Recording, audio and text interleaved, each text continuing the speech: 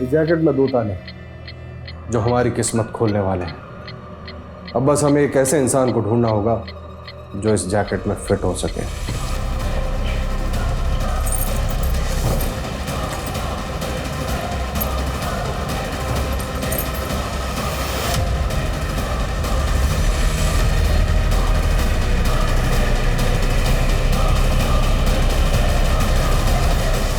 नमस्कार, मैं Ashutosh Rana crime petrol सतर्क की शातिर क्रिमिनल की इस श्रृंखला में आप सभी का हार्दिक स्वागत करता हूं। कहते हैं आवश्यकता आविष्कार की जननी है, लेकिन बारूद की खोज करने वाले ने सिर्फ तबाही ही चाहिए होगी यह कह पाना आसान नहीं है।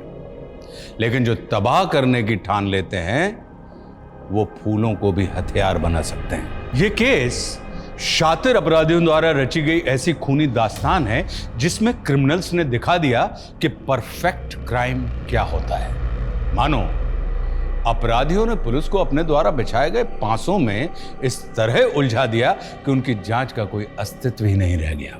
और सब कुछ ऐसे होता रहा जैसे गुनहगार इस गुनाह की पटकथा लिख रहे थे, जिसे उन्होंने जीवंत करके दिखा दिया था। मानो उन नामुमकिन को मुमकिन कर दिया गया। यह गुनाह एक ऐसा खेल था जिसे खेलने वाला हर एक खिलाड़ी धुरंधर था।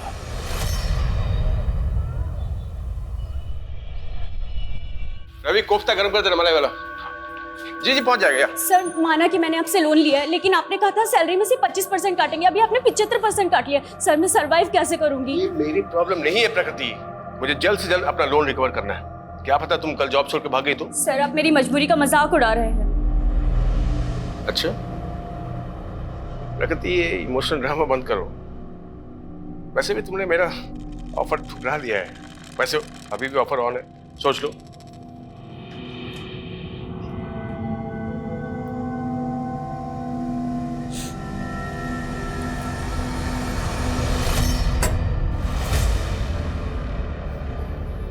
बड़ा खड़ूस है ना वो। इतना परेशान मत हो। देखो, अगर तुम्हें कुछ पैसों की जरूरत हो तो मैं तुम्हें। तो उनकी तरह तुम भी मेरे साथ सोना चाहते हो क्या? प्रकृति, मैं तुम्हें इतना गया गुजरा लगता हूँ क्या? किसी इंसान के चेहरे पर थोड़ी ना लिखा होता है कि वो कैसा है। और वरुण सर ने भी लोन देकर यही तो चाहा। उन्होंने तुम्हारे साथ ऐसा किया और तुम चुप हो। तो क्या करूं? प्रकृति, तुम्हें पुलिस में कंप्लेन करनी चाहिए। और उससे बदनामी मेरी तो होगी ना। ये दुनिया डरने वाले को और ज्यादा डराती है, और अन्याय के खिलाफ आवाज उठाना बहुत ज्यादा जरूरी है। बिना शोर और बिना धमाके के ऐसे लोग बाज नहीं आते। तो तुम कहना क्या चाहते हो? तुम बताओ, मैं क्या करूं? इस जैकेट में फिट होने वाला इंसान मिल गया है।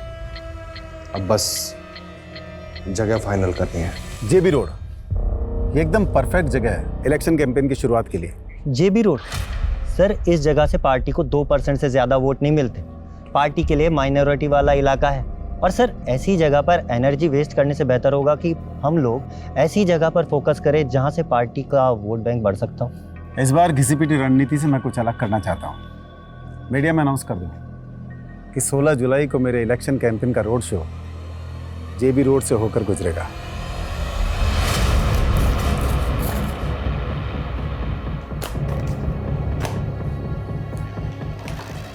मैंने मेरा काम कर दिया है। अब मैं इंडिया में रुक के और रिस्क लेना नहीं चाहता। 16 जुलाई को 2 बजे मैं इंडिया छोड़ के निकल रहा हूँ।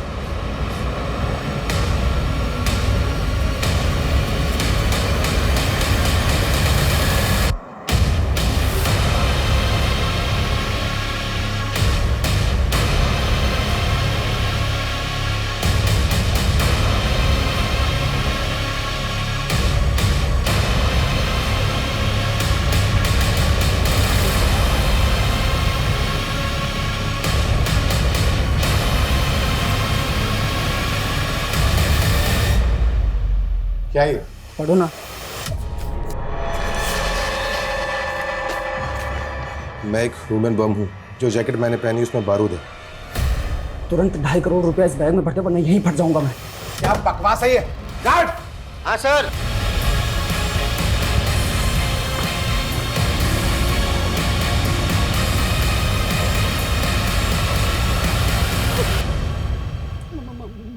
मोबाइल।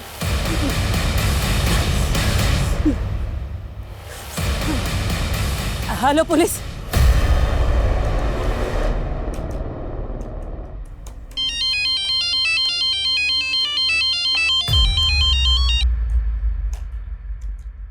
हाँ मनीष बोलो। सर, एक लड़के ने ह्यूमन बम बन के एलएनसी बैंक की जेबी रोड ब्रांच में लूट किया। ये इन्फॉर्मेशन जैसे पुलिस को मिली हमारे डिपार्टमेंट को पास कर दी गई। व्हाट?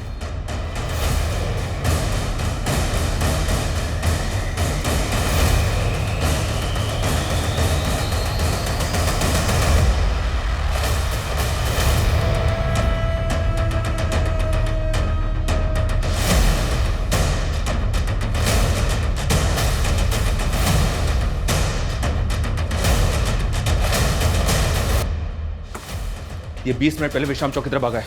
उस डायरेक्शन में जितनी भी पेट्रोलिंग टीम है सभी को इस बाइक का अलर्ट भेजो fast. Okay sir, okay. Hello control room. Hello control room. Sir, ये देखे सर, वो विश्राम चौक की तरफ भागा है। उसने जैकेट भी पहनी हुई है, लेकिन फुटेज में ये क्लियर नहीं है कि उस जैकेट के अंदर बॉम्ब है। हो सकता है सर इसने बैंक वालों को डराने के लिए ऐसे बोल दिया। और हाँ, उसने कैशियर को एक लेटर भी दिया। हम इसको लाइटली नहीं ले सकते। अगर वो पब्लिक में ब्लास्ट हो गया तो हमें तुरंत विश्राम चौक के लिए निकलना है। बैंक के अंदर जितने भी लोग हैं उनमें से कोई भी बाहर ना जाने पाए। मनीष, अब ये टीम को बुलाओ जो बैंक स्टाफ से पूछताछ करेगी। Okay sir.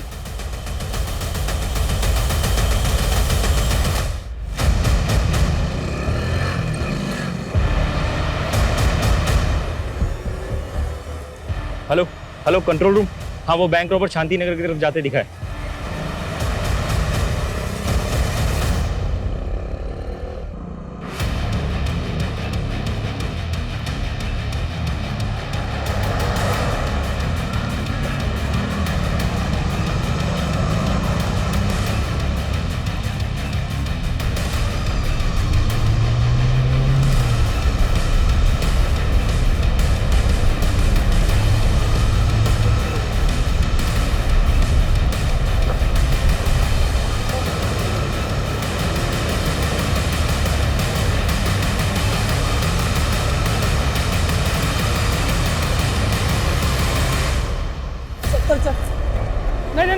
सर गोली मत चलाना सर, प्लीज सर, गोली मत चलाना सर। क्या करता? सर इसके अंदर बम लगा है, प्लीज सर।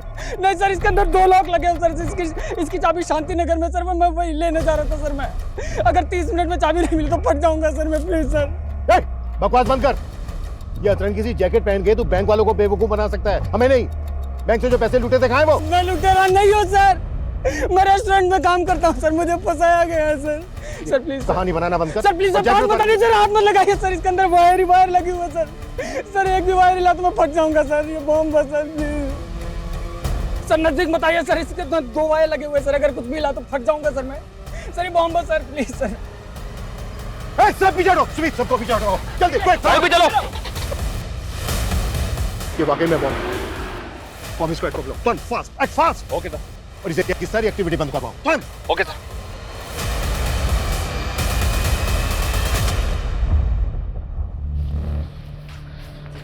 संदेश सुन, तुझे अभी एक फूड पार्सल डिलीवर करने जाना होगा, ठीक है? मैं डिलीवर करने जाऊँ? अरे मुझे पता है तू डिलीवरी बॉय नहीं है, लेकिन प्रगति नहीं आई है तो तुझे जाना पड़ेगा ना। लेकिन मैं टाइम वेस्ट मत कर। जेमिनी गार्डन लेके जाना है तुझे, ठीक है? जेमिनी गार्डन में कहाँ पे? एड्रेस अरे क्या है? यही एड्रेस है। तू जब जेमिनी गार्डन पहुंचेगा तो तुझे रेस्टोरेंट के कपड़ों में देख के पहचान लेगी। जल्दी कर, ऑर्डर रेडी होगा, ठीक है?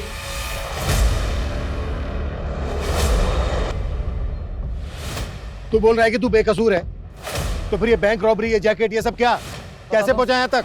सर मैं फूड पार्सल लेकर जैसे ही जमीनी गार्डन के पास पहुंचा तो सर मैंने जो कुछ भी किया उन लोगों के कहने पे किया सर। मेरे पास कोई ऑप्शन नहीं था सर।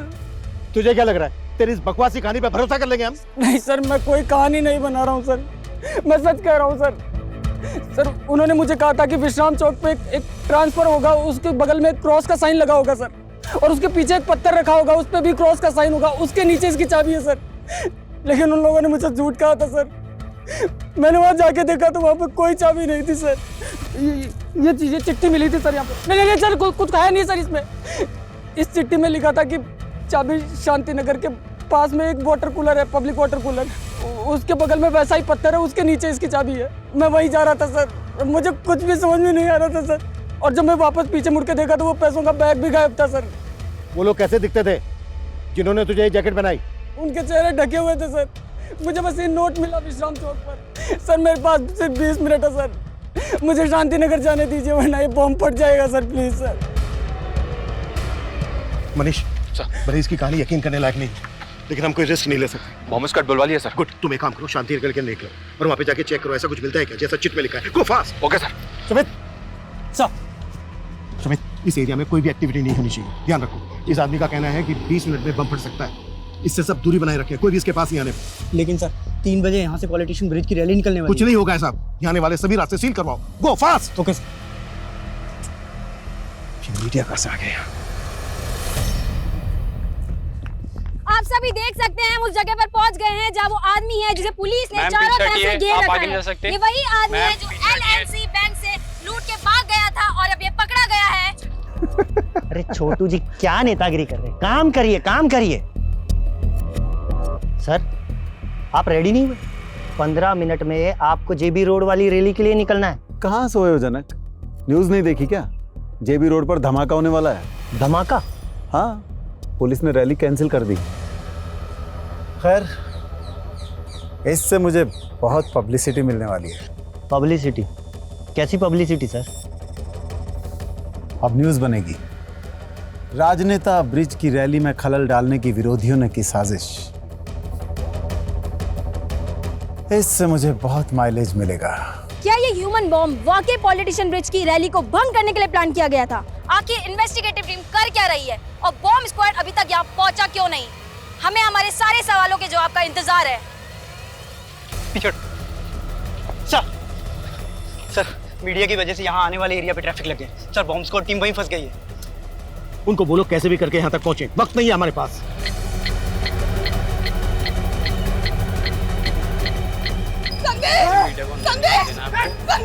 अरे रुकिए, आप अंदर नहीं जा सकते, अंदर खतरा है, आप अंदर नहीं जा सकते। आप जानते हैं आपका भाई ह्यूमन बॉम्ब बता रहे हैं। आप अंदर नहीं जा सकते, पीछे हटिए। क्या मेरी फ्लाइट कैंसिल हो गई? अगर आज मैं इंडिया से नहीं निकला तो बड़ी मुसीबत हो जाएगी।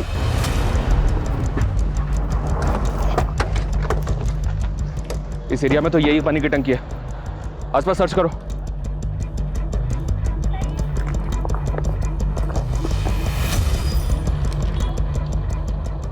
चाबी संतनगर के पब्लिक टॉयलेट के पास वैसे पत्थर के नीचे रखी। मतलब ये आदमी जो कह रहा है बिल्कुल सही कह रहा है, वहाँ पे भी वैसा ही पत्थर मिला है। लेकिन सर उस पत्थर के नीचे चाबी तो नहीं मिली, पर एक नोट मिला है जिस पे लिखा है कि चाबी संतनगर के पब्लिक टॉयलेट के पास एक पत्थर के नीचे रखी है। मैं संतनगर जा रहा हूँ सर, ऑन द वे हूँ। ये ताले चाबी का क्या गेम खेल रहे हैं क्रिमिनल्स? अब बम को डिफ्यूज करने के लिए बम स्क्वाड भी नहीं पहुंची अभी तक। सर इस लड़की के बहन और जीजा हैं। मैं फोन करता हूँ मनीष। सर हटो, आने दो इन्हें, आइए। साहब इसको बचा लीजिए, ये बेकसूर है, इसको फंसाया गया है साहब, ये मेरा भाई है, इसने कुछ नहीं किया साहब, प्लीज इसको बचा लीजिए आप। देखिए सबसे पहले आप अपने आप को संभालिए और ये बताइए कि आपका भाई करता क्या और ये सब उससे कौन करवा रहा है? साहब उससे कोई कुछ नहीं करवा रहा है, वो बेकसूर है, उसको फंसाया गया है। उसको फंसाया जा रहा है या वो खुद से कर रहा है, इसकी हम जांच करेंगे, लेकिन अगर वो बेकसूर है। कई अपराध डरावने सपने की तरह होते हैं जो मन में संशय पैदा कर देते हैं कि जो हुआ था वो वाकई हकीकत था या महज कल्पना। क्या लेकिन एक ऐसा इंसान जिसे अपनी मौत साफ साफ दिखाई दे रही थी, वो झूठ क्यों बोलेगा? पुलिस इसी कश्मकश में थी और इस धमाके के साथ एक ऐसे विकराल अपराध का शंखनाद हुआ जिसने किसी को डर से तो किसी को आक्रोश से भर दिया। जनता, मीडिया और प्रशासन सब सकते में थे। लेकिन गुनाह की इस कहानी का अगला मोड़ अभी और चौंकाने वाला था।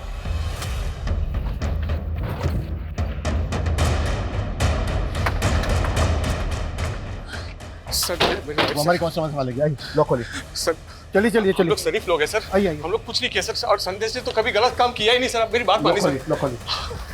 मैं लॉक खोलता हूँ सर, लेकिन हमने कभी गलत काम नहीं किया सर।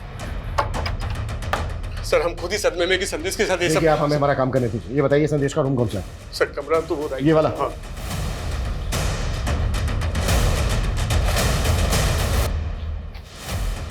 सुमित रूम को अच्छे से स्कैन करो, कुछ भी छूटना नहीं चाहिए।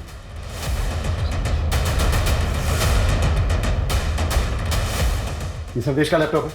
जी सर। सुमित जब्त करो। सर संदेश ने अपनी जान गंवाई है सर, आप उसी में शक कर रहे हैं। देखिए उसके साथ साजिश हुई है सर। भेजा तो आप ही ने था ना उसको फूड पार्सल लेके? हाँ सर, भेजा तो मैंने ही था क्योंकि फूड पार्सल का ऑर्डर आया था सर मुझे। सर मुझे तो लग रहा है कि उसी की साजिश है जिसने वो पार्सल जेमिनी गार्डन में मंगवाया था। Yes type that. मुझे 2 वेज थाली ऑर्डर करनी है, पार्सल जेमिनी गार्डन भिजवा दो।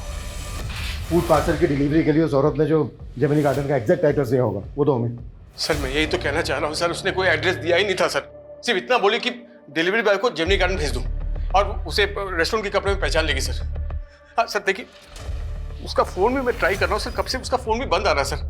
सुमित ये नंबर ट्राई करो। हमारी डिलीवरी कल छुट्टी पे थी इसलिए मुझे अपने छाले को भेजना पड़ा सर। कौन डिलीवरी कर? प्रकृति सर, बिना बोले छुट्टी पे चले गए सर और उसका 2 दिन से उसका भी फोन बंद आ रहा है सर।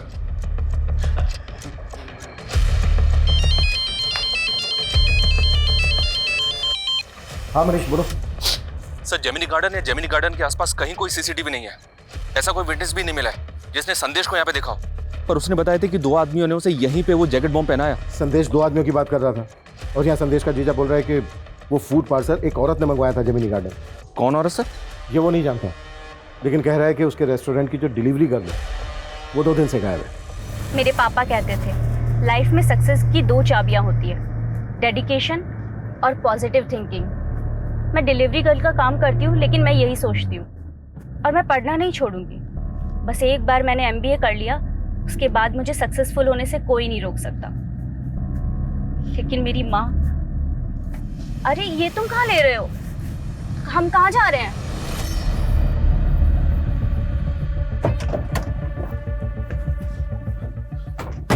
सर ये प्रकृति का घर है।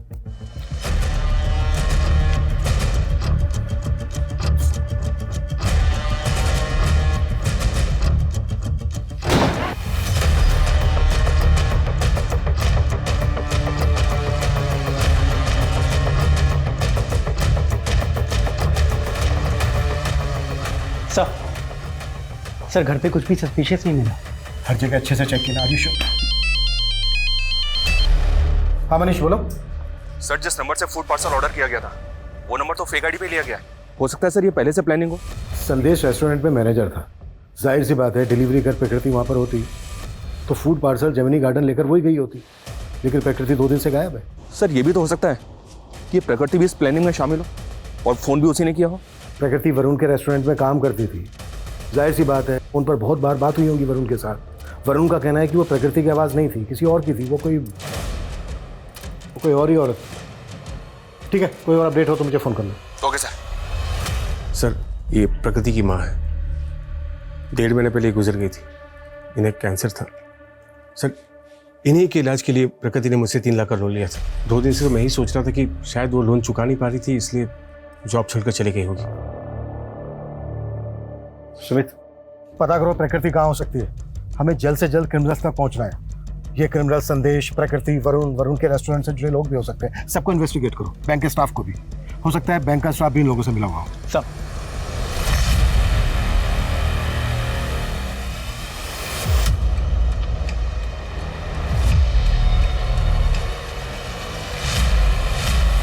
सर ये बॉम्ब अपने आप में एक अनोखा इन्वेंशन है और इसे स्टील प्लेट की मदद से तैयार किया गया था। और सर ये स्टील प्लेट ये जैकेट पर सर इस तरीके से लगाया गया था कि आदमी किसी भी तरीके से ना बच सके। और ये माइनिंग ब्लास्ट में भी बारूद की तरह इस्तेमाल किया जाता है। इसमें टाइमर की पावर और स्पार्क जनरेट करने के लिए किचन लाइटर्स की बैटरी का इस्तेमाल किया गया है। और सर आई एम 100% श्योर कि this is purely home made. इस बॉम्ब को बनाने में जो बारूद इस्तेमाल हुआ है वो किस तरह का है? ये कहाँ लेकर आए हो और ये घर है किसका? और सर इस तरह के बारूद का इस्तेमाल तो टेरर ग्रुप्स ही करते हैं। लेकिन बैंक रॉबरी भी तो हुई है।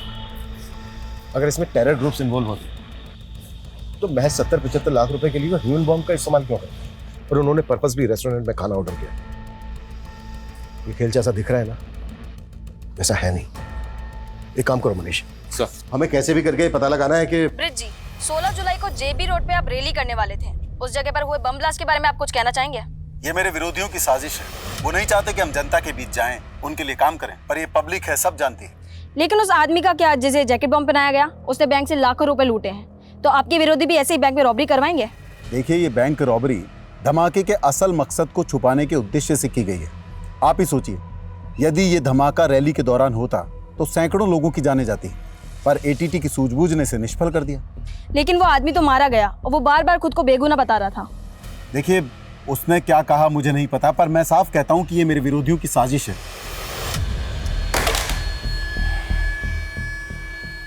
अगर हम उस लड़के को बचा लेते तो ये केस इतना विकराल रूप लेता ही नहीं।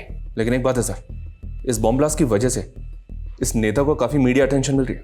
और गौर करने वाली बात यह है कि ये रैली उसी इलाके से निकलने वाली थी जहां पर ब्लास्ट हुआ, और पहले भी इस नेता पर कई इलाकों में दंगे भड़काने के आरोप लगते रहे। हो सकता है सर उस इलाके में धमाका करवा के ये पॉलिटिकल माइलेज हासिल करना चाहता हूं। वैसे तो ये थ्योरी दूर की है, पर कई केस ऐसे अजीबोगरीब होते भी हैं। तो काम करो, ब्रिज और उसके विरोधियों से जुड़े शरारती तत्वों की जांच करो, और ये भी पता करो कि प्रकृति और संदेश का किसी पॉलिटिकल पार्टी के साथ कोई कनेक्शन था क्या। Okay sir. सर, संदेश के लैपटॉप में कुछ सस्पिशियस नहीं मिला। प्रकृति की कोई लीड?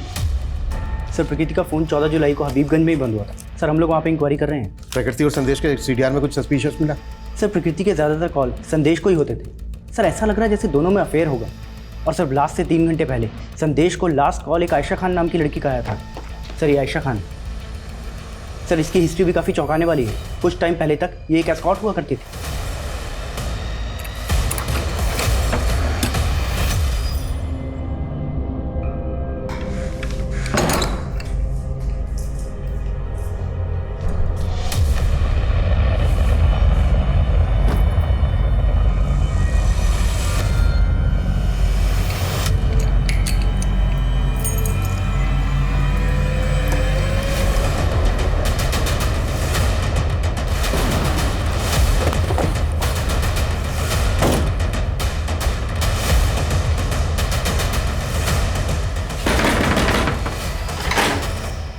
अंदर सर्च करो अच्छे से, कुछ भी छोटा नहीं चाहिए। क्या हुआ सर? संदेश को तो जानती होंगी। हाँ सर, वो मेरा दोस्त था। कैसा दोस्त? तुम एक एस्कॉर्ट थी और सर वो मेरा पास था। अब मैं बहुत नॉर्मल लाइफ जी रही हूँ। संदेश से मेरी दोस्ती 1 साल पहले हुई थी, लेकिन वो ज्यादा लंबी नहीं चल पाई। तुमने मुझसे इतना बड़ा सच छिपाया आयशा। तुम एक एस्कॉर्ट थी और संदेश में बताना चाहती थी, पर मैं कभी हिम्मत नहीं कर। बस आयशा, अभी सफाई देने की कोई जरूरत नहीं, क्योंकि अब तुम मेरे लिए कोई मायने नहीं रखती। मैंने सोचा था संदेश को मनाकर वापस अपनी जिंदगी में ले आऊंगी, इसीलिए उसको कॉल किया करती थी। देखिए, संदेश की बहन और जीजा तो जानते तक नहीं है तुम। सर, जब मैं उससे मिली थी वो अपने अंकल के पास रहता था। कौन अंकल? खेमू अंकल। मनीष, ये पढ़ो, मैं तुम्हारी आवाज रिकॉर्ड करनी। पढ़िए। 2 वेज थाली चाहिए मुझे, बिना प्याज लहसुन वाली। ये आयशा की आवाज है, जिस औरत ने 16 तारीख को फूड ऑर्डर किया था। क्या उसकी आवाज भी ऐसी थी? मेरा मतलब सेम है? कह नहीं सकता सर कि ये आवाज़ वैसी है या नहीं। अच्छा, ये खेमू अंकल कौन है? खेमू अंकल? संदेश जब होटल मैनेजमेंट कर रहा था तो वो खेमू अंकल के यहीं पीजी रहता था। ठीक है, आप एड्रेस दीजिए।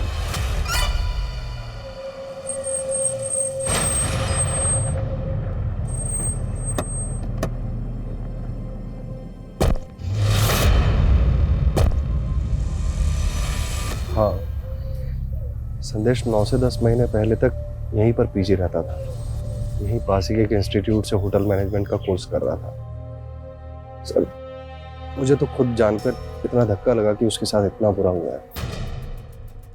हम आपसे ये जानना चाहते हैं, जिस दौरान संदेश आपके यहाँ रह रहा था, उसका किन किन लोगों से मिलना जुलना होता था? कौन कौन लोग आते थे उससे मिलने? आयशा के अलावा यहाँ पर उससे मिलने के लिए और कोई नहीं आता था। Thank you. मनीष, संदेश यहाँ जिस इंस्टीट्यूट में पढ़ता था वहां पर पता करो। और हाँ सुमित, बोलो। सर, हबीबगंज के एक घर में प्रकृति की लाश मिली है। व्हाट? सर, मैं तो 15 दिन से इंदौर में ही था सर। मैंने तो वो होटल बुकिंग और एयर टिकट सब डॉक्यूमेंट्स दिखाए। वो लड़की बैंक रॉबरी और ब्लास्ट के केस में हमारी सस्पेक्ट है। अगर हमें बाद में पता चला ना कि इसमें तुम्हारा थोड़ा सा भी हाथ। मैंने कुछ नहीं किया सर, मैं तो उस लड़की को जानता तक नहीं। पता करो इस जयचंद का आयशा, संदेश, प्रकृति और वरुण के साथ कोई कनेक्शन है क्या? जी सर। हाँ मनीष। सर, मैंने पता किया कि प्रकृति और संदेश का किसी भी पॉलिटिकल पार्टी से कोई कनेक्शन नहीं है। लेकिन सर पता चला है कि सर्वेश नाम का एक बिजनेसमैन है। ये देखिए सर, ये ब्रिज की अपोजिशन पार्टी को फंड्स प्रोवाइड करता है और 16 जुलाई को यानी कि ब्लास्ट वाले दिन ये सिंगापुर फ्लाई करने वाला था, लेकिन इसकी फ्लाइट कैंसिल हो गई। और इस सर्वेश का स्टील प्लेट्स और किचन लाइटर मैन्युफैक्चरिंग करने का बिजनेस है। स्टील प्लेट्स और किचन लाइटर्स? सर आप ऐसे ही कुछ भी बोल रहे हैं। माना कि मेरा स्टील का बिजनेस है तो क्या बम बनवा दूंगा मैं? सब चेक किया हमने। 1 महीने पहले तुम्हारी कंपनी के करंट अकाउंट से 50 लाख रुपए निकाले गए। ये सारा का सारा पैसा बम ब्लास्ट के फंडिंग के लिए इस्तेमाल किया था। सबूत है आपके पास कि मैंने ऐसा किया है? वो 50 लाख रुपए मैंने ब्रिज की पार्टी को चंदे में दिए थे।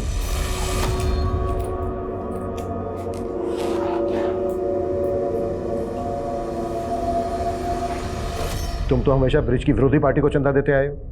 तो ब्रिज? सर इस बार मैंने पार्टी बदल ली थी और मैं ब्रिज को फंड करके उसे जितवाना चाहता था, और इससे विरोधी पार्टी वाले चिढ़ गए। उनसे मुझे मेरी जान का खतरा था, इसलिए मैं इलेक्शन होने तक इंडिया छोड़कर बाहर जाना चाह रहा था और 16 जुलाई को मैं सिंगापुर जा रहा था। झूठ बोल रहा है सर्वेश, उसने कभी मेरी पार्टी को फंड किया ही नहीं। और वैसे भी हम चंदा कैश में नहीं लेते। कहीं ऐसा तो नहीं है नेताजी कि आप इसी वजह से मानने से इनकार कर रहे हैं? क्योंकि आप अच्छी तरह से जानते हैं चंदा कैश में लेने की बात निकली तो इंक्वायरी बैठ सकती है आप पर। मैं किसी इंक्वायरी से नहीं डरता, जा सकते हैं आप। देखिए नेताजी। हाँ मनीष। सर वो खेमू अचानक से गायब हो गया, उसका फोन भी बंद आ रहा है। व्हाट?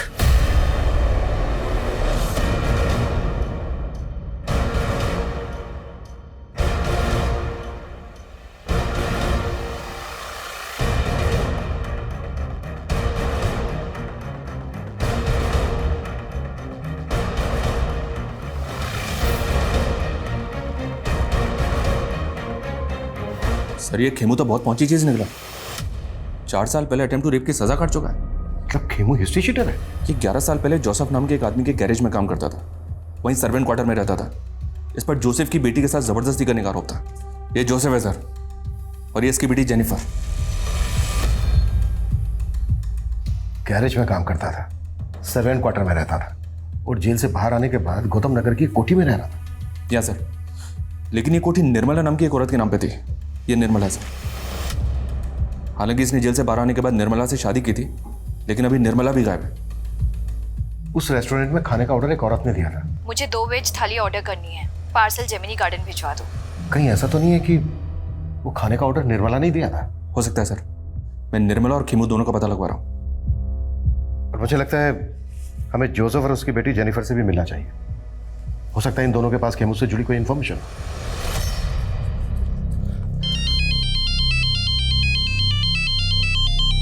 हाँ बेटा जेनिफर। पापा कहाँ हैं आप? हाँ, आपको पता है ना आपकी जान को खतरा है, फिर आप ऐसे बिना बताए कहाँ चले गए? टेंशन मत ले बेटा, आज वो क्या थोड़ा वॉक करते करते लंबे रूट पे आ गया था, लेकिन डोंट वरी, जल्दी घर आ जाऊंगा। ठीक है, बस जल्दी घर आइए और प्लीज संभल के आइएगा।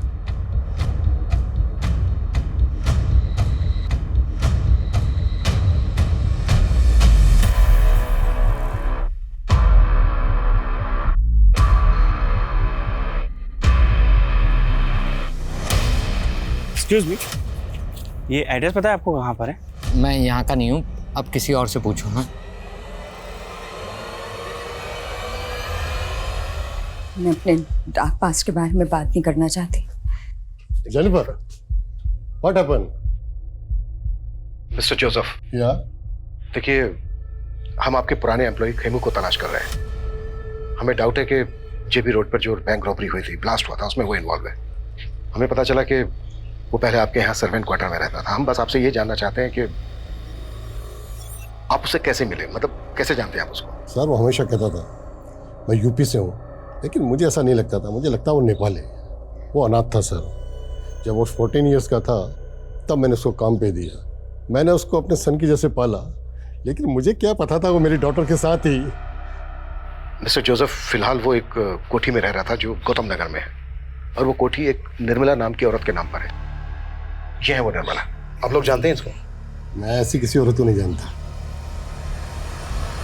इन दोनों विक्टिम के वर्तमान और अतीत का पता करने के अलावा पुलिस रेस्टोरेंट के मालिक वरुण, संदेश की दोस्त आयशा, राजनेता ब्रिज, बिजनेसमैन सर्वेश और जयचंद के बाद अब खेमचंद उर्फ खेमू का इतिहास जानने के लिए इतनी इच्छुक क्यों थी?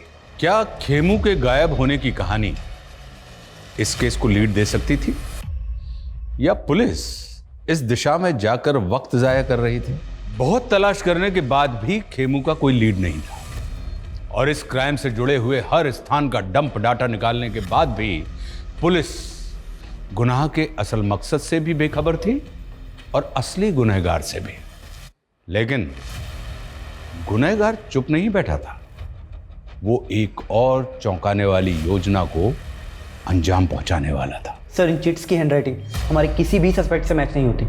और सर, ये निर्मला और खेमू, ये दोनों भी कहाँ हैं पता ही नहीं चल रहा। सर क्या तुम? हाँ मनीष।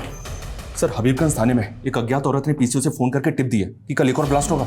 उसने ये नहीं बताया कि ब्लास्ट कहाँ पे होगा और उसका नाम क्या है, और पीसीओ से उस औरत के बारे में कुछ पता नहीं चल रहा। कल 30 जुलाई है और कल जंकुरा में ब्रिज की रैली भी है। कहीं ऐसा तो नहीं है कि पिछली बार की तरह इस बार भी? लेकिन सर, पिछली बार एक औरत ने रेस्टोरेंट में फोन पे फूड ऑर्डर करके कांड किया था। इस बार ये औरत कौन है जिसने पुलिस को अलर्ट करने के लिए फोन किया? अगर हमने अलर्ट जारी किया तो क्रिमिनल अलर्ट हो जाएगा। उस फोन कॉल की रिकॉर्डिंग मंगवाओ। Yes sir. लेकिन सर, हमें अलर्ट तो करना चाहिए और इस रैली को भी कैंसिल करना होगा। अगर हम क्रिमिनल्स को रंगे हाथों पकड़ने का रिस्क लेंगे तो डेंजरस हो सकता है।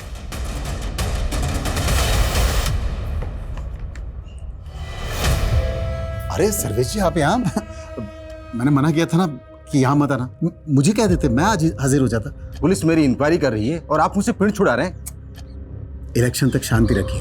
तुम्हारे ऊपर जितने भी ये ईडी के मामले चल रहे हैं ना, सबका निपटारा करवा दूंगा। और वो बम ब्लास्ट वाले केस का क्या?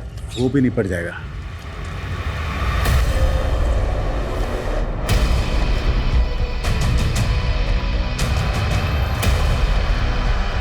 सर, चारों तरफ अलर्ट तो है, लेकिन फिलहाल कोई अपडेट नहीं मिला।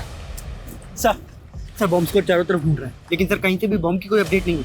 अगर वो बॉम्ब नहीं। हेलो सर, मैं हबीबगंज थाने से रोहित गुप्ता बोल रहा हूँ। हमें जयचंद के एक और नंबर के बारे में पता चला है जो उसने 6 महीने पहले बंद करवा दिया था। और सर, उस नंबर के सीडीआर में हमें एक फेक नंबर भी मिला है। रोहित, वो नंबर मुझे सेंड करो क्विक। मनीष, ये एक नंबर आया, इसकी सारी डिटेल्स निकालो। ये जयचंद का दूसरा नंबर है। Okay sir. वो आइसक्रीम स्टोर बंद किया था ना सर, तो ये नंबर भी बंद कर दिया था मैंने। इससे पहले कि मैं तेरी उम्र का लिहाज करना बंद कर दूं, सीधे सीधे बोल, इस फेक आईडी के नंबर से कौन कॉल करता था तुझे? ये नंबर तो उस चालू औरत का सर, वो जो मुझे लाखों का चूना लगा गई थी सर। वो लाखों का चूना लगाया तुझे? लाखों का चूना लगाया तो फिर तूने पुलिस कंप्लेंट क्यों नहीं की थी? मुझे ब्लैकमेल कर रही थी। मेरी कुछ चैट्स थी उसके पास, वीडियोस थी, पिक्स थी। मुझे इज्जत का डर था। इज्जत तो हम निकालेंगे तेरी। सीधे सीधे बोल, वो नंबर किसका था, कौन इस्तेमाल कर रहा था? वो शनाया नाम की औरत थी सर। उसका फोटोग्राफ तो होगा तेरे पास? नहीं है सर, मेरे पास कहाँ? तेरे साथ फोटो वीडियो थे उसके पास। और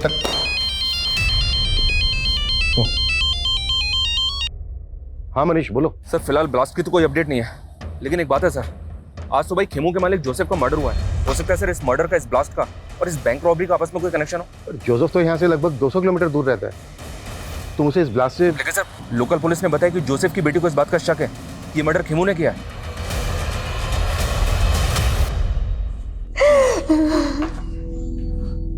जेनिफर, एक प्रॉब्लम हो गई है। तो जोसेफ का जहाँ पे मर्डर हुआ वहाँ से लोकल पुलिस को ये अजीब सा वेपन मिला है। मर्डर इसी से हुआ है। ये कैन पिस्टल तो जैकेट बॉम्ब से भी अनोखी है, और अगर खेमू ने मर्डर किया है तो उसके पास ऐसा वेपन आया कहाँ से? और क्रिमिनल क्राइम सीन पर वेपन छोड़ के क्यों भागा, वो भी ऐसा वेपन?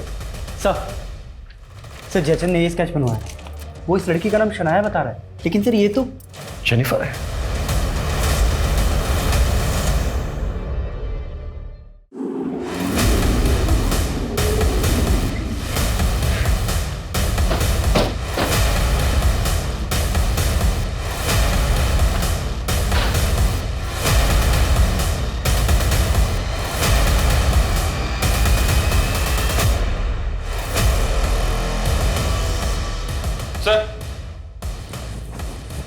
हाँ मनीष, ये देखिए सर,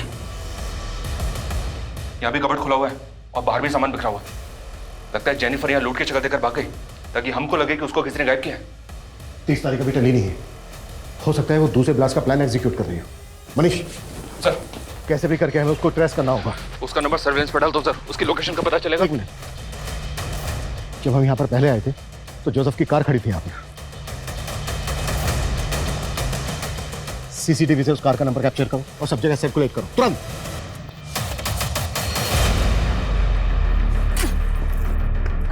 जल्दी कर, जल्दी कर।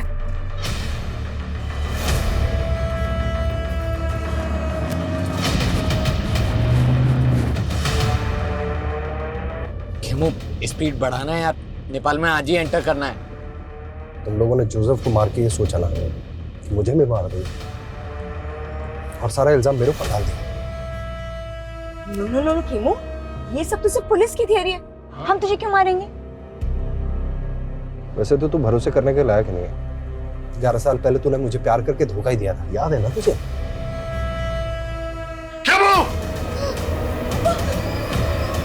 पापा, ये मेरे साथ रेप करने की कोशिश कर रहा था पापा।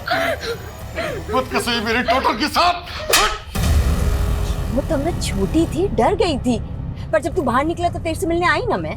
वो तो इसीलिए कि तुझे तेरे बाप को मरवाना था मुझसे, और ये तेरा खेल। देख खेमू, गलत हुई मत बढ़ाए यार, स्पीड बढ़ा ले, नेपाल पहुंचना है आज ही। ठीक है, तो अब नेपाल पहुंच के हिसाब चुकता होगा। सर, वो गाड़ी मिल गई है। वो कार डंप करके दूसरा व्हीकल लेके भागे होंगे।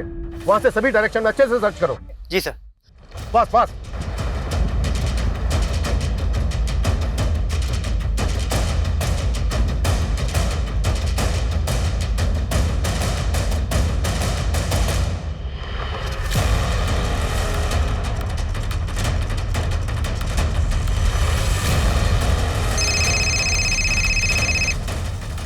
हेलो सर, जेनिफर और खेमू एक कार में जाते हुए कैप्चर हुए हैं। सर, गाड़ी का नंबर है MPXX 8977। सर, वो बाईपास रोड की तरफ गई है। Fast fast.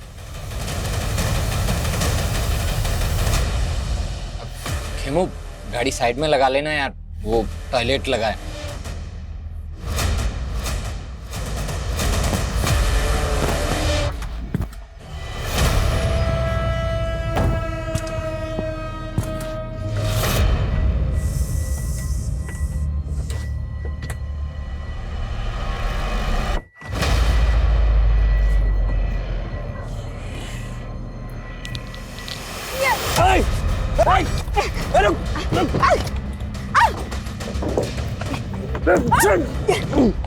चाबी दे।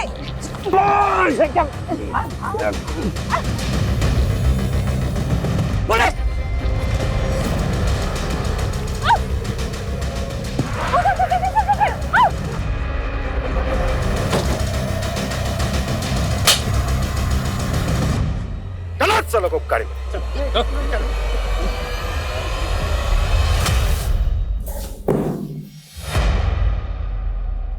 अपने रेपिस्ट के साथ दोस्ती कर ली?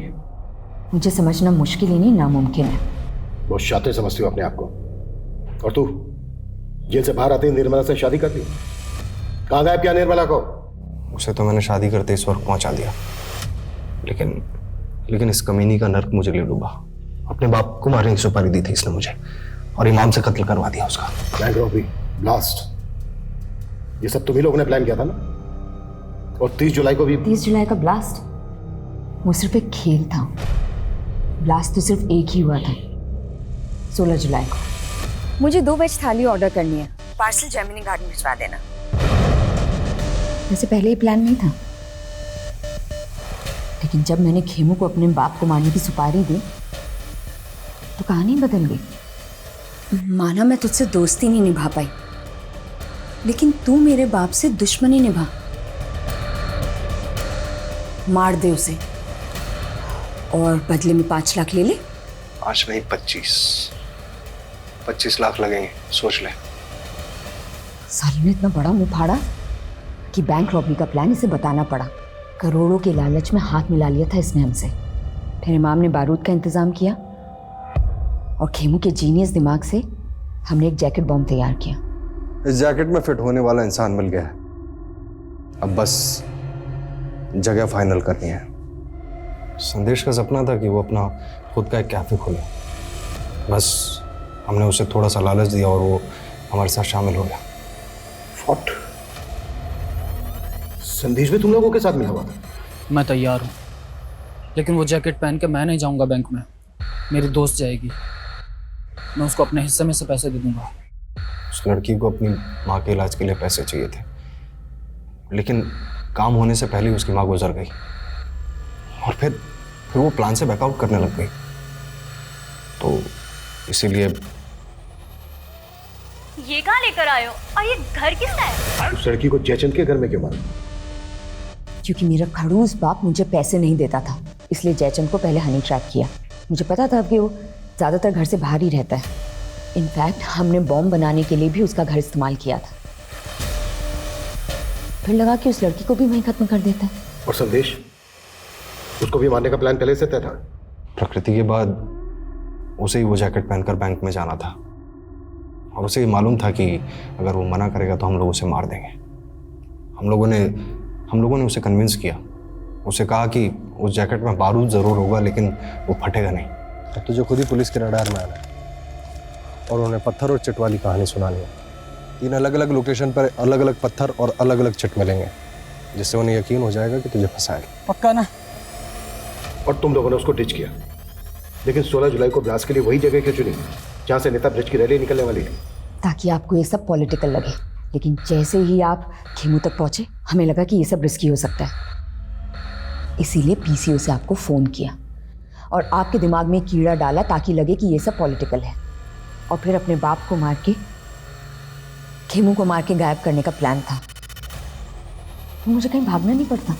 सोचा था अपने बाप की प्रॉपर्टी पे जिंदगी भर ऐश करूंगी, लेकिन इस इमाम ने मेरा पूरा प्लान बर्बाद कर दिया।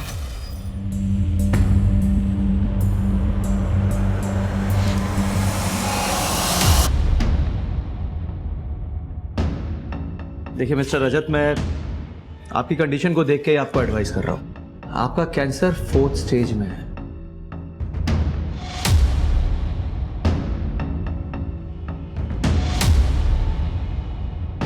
आप कितना भी केमोथेरेपी और रेडिएशन ले लें, लेकिन हकीकत यह है कि आपका ठीक हो पाना ऑलमोस्ट इम्पॉसिबल है। सर, पर हम ऐसे कैसे गिव अप कर दें? रजत का ट्रीटमेंट ऐसे बीच में कैसे छोड़ दें सर? पूर्वी जी, मैं आपके इमोशंस को अच्छी तरह समझता हूँ, लेकिन हकीकत यह है कि रजत पहले ही बहुत दर्द बर्दाश्त कर चुका है। आगे मर्जी आप लोगों की है, आप क्या करना चाहते हैं क्या नहीं। ये हर्बल मेडिसिन मैं आपको दे रहा हूँ रजत के पेन के लिए। मेरी आपको सलाह होगी कि आप ऊपर वाले से दुआ करें, अच्छे की उम्मीद करें, लेकिन बुरे के लिए तैयार रहें।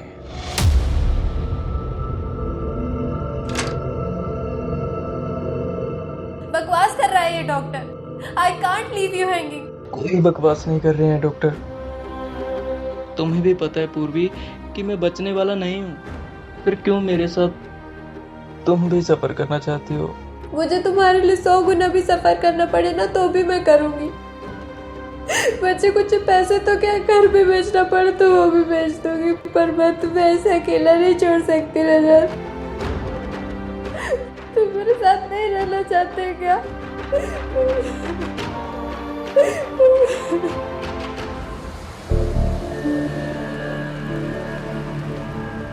ओए बिल दे रे। लो भाई जी। 650। भांग खाए हो कि लूट मची है? लूट लो। लूट किस बात की भाई जी? जो है सब लिखा है बिल में। अबे तू लाख रुपए लिख देगा तो क्या तुझे लाख रुपए दे दूंगा इस 2 कौड़ी के खाने के? ये पकड़, खाना सड़ा गला खिलाएंगे, पैसे पूरे मांगेंगे। अरे भाई जी, इतने की तो आप शराब पी गए। ओए जितना दे दिया उसी में तसल्ली कर। पर भाई जी रुको। ओए हट।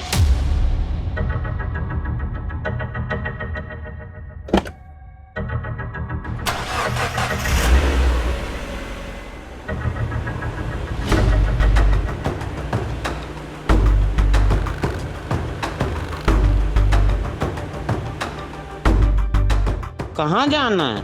थोड़ा आगे तक छोड़ दीजिए। आ जाओ, बैठ जाओ, छोड़ देते हैं।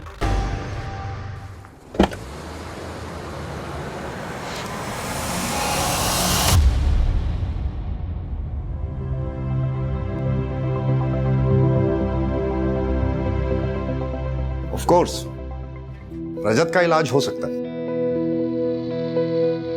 रजत को 4th नहीं 3rd स्टेज का कैंसर। विटामिन ट्रीटमेंट के बाद हम लोग कीमो स्टार्ट करेंगे। हाँ, बट आप लोगों को थोड़ा पेशेंस रखना पड़ेगा। हम रखेंगे सर, आप जैसे कहेंगे ना हम वैसे करेंगे। गुड।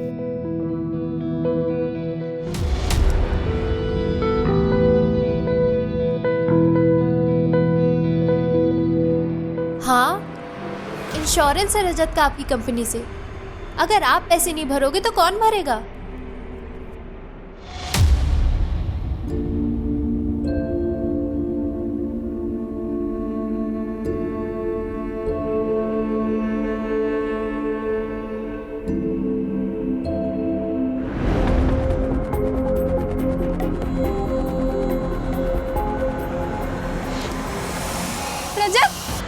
क्या हुआ रजत को? डॉक्टर लेके जाइए इन्हें प्लीज। डॉक्टर, लेकिन हुआ क्या रजत को? रजत!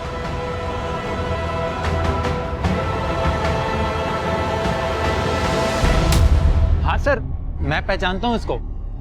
टेम्पो ड्राइवर है ये, इसी रूट पर चलता था, अक्सर आता था मेरे ढाबे पर। लाश मिली है इसकी 2 दिन पहले, यहाँ से 3 किलोमीटर दूर हाईवे पर। लाश? सर 3 दिन पहले ये मेरे ढाबे पर आया था। जाते वक्त एक औरत को लिफ्ट देते हुए भी देखा था मैंने। जरूर इसी ने कुछ किया होगा उस औरत के साथ भी, तभी उसने इसे मार दिया होगा।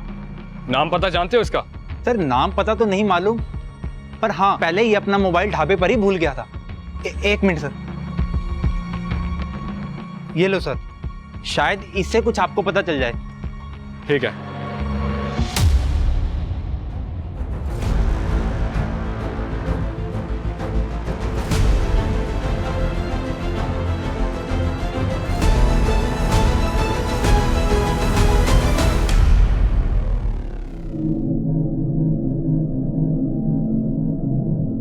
आपकी बच्ची को अर्जेंटली हार्ट ट्रांसप्लांट की जरूरत है। टाइम बहुत कम है उसके पास।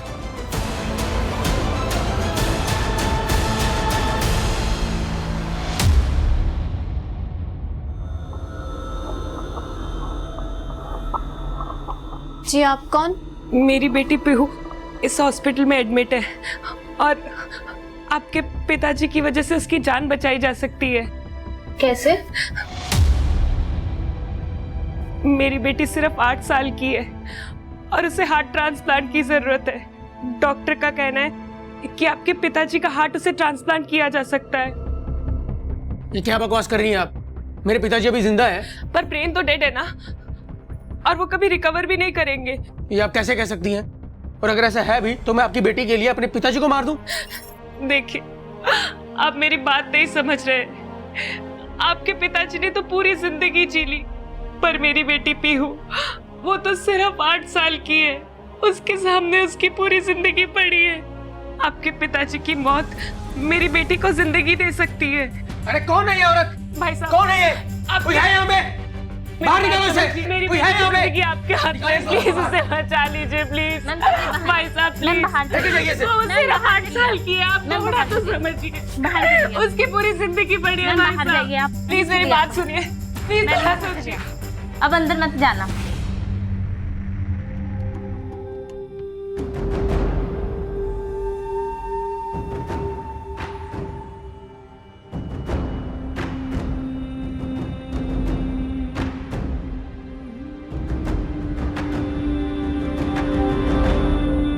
ए रुको,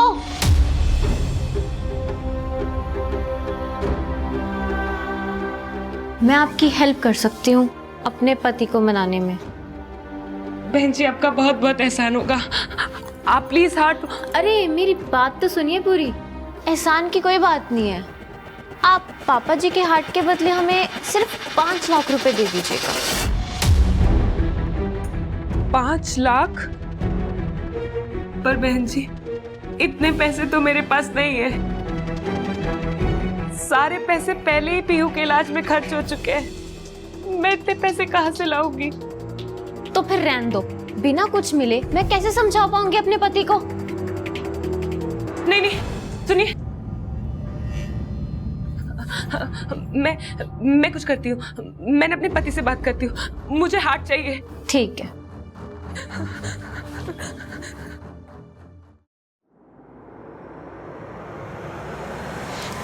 हेलो,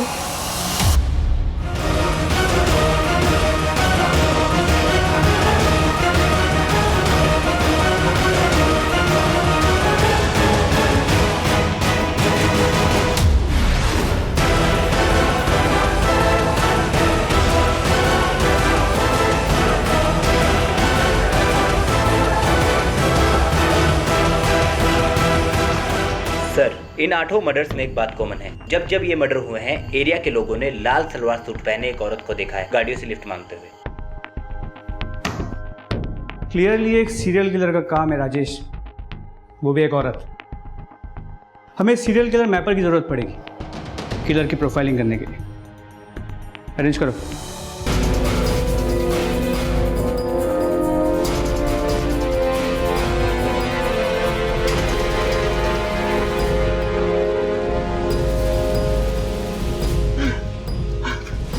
जा भाग।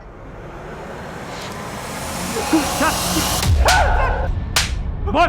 सर मैं सच कह रहा हूँ सर, मैंने कुछ नहीं किया सर, मैंने किसी टैक्सी वाले का खून नहीं किया सर। तो जिस टैक्सी ड्राइवर की डेड बॉडी हमें मिली है उसकी टैक्सी तेरे पास कैसे आई? कौन? पिछले 1 साल से चोरी की गाड़ियों का कलर और चेसिस नंबर बदल के बेच रहा था ना तू? सोच रहा था कभी पकड़ा नहीं जाएगा, लेकिन इस बार तूने जल्दी में चेसिस नंबर बदलना भूल गया। मैंने कुछ नहीं बदला सर, कुछ भी नहीं बदला सर। मुझे गाड़ियाँ वैसे ही मिली थी जैसे आपको मिली है सर। फिर ये सारी गाड़ियाँ तेरे पास आई कहाँ से तेरे पास? सर कॉल आते थे उन गाड़ियों को उठाने के लिए, और कॉल पर ही अलग अलग जगह का एड्रेस दिया जाता था। उन गाड़ियों को उठाने के बाद पेमेंट वही रखने के लिए बोलते थे साहब।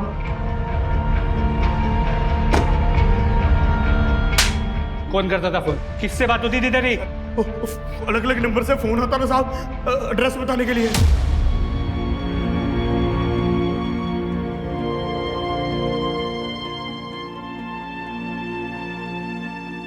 बेटा कुछ खा ले, ऐसे कब तक बिना खाए पिए जागती रहेगी?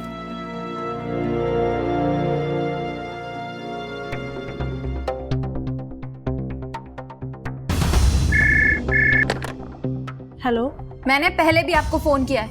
मेरी डॉक्टर बख्शी से अभी बात करवाइए। अगर इस बार डॉक्टर बख्शी कॉल पर नहीं आया ना तो मैं पुलिस में कंप्लेंट करूंगी उनकी। मेरे पति की मौत के जिम्मेदार है वो। वेट,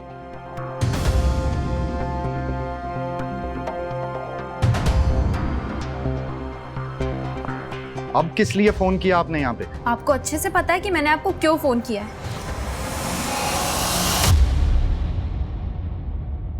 देखिए, आपके हस्बैंड की अभी अभी डेथ हुई है।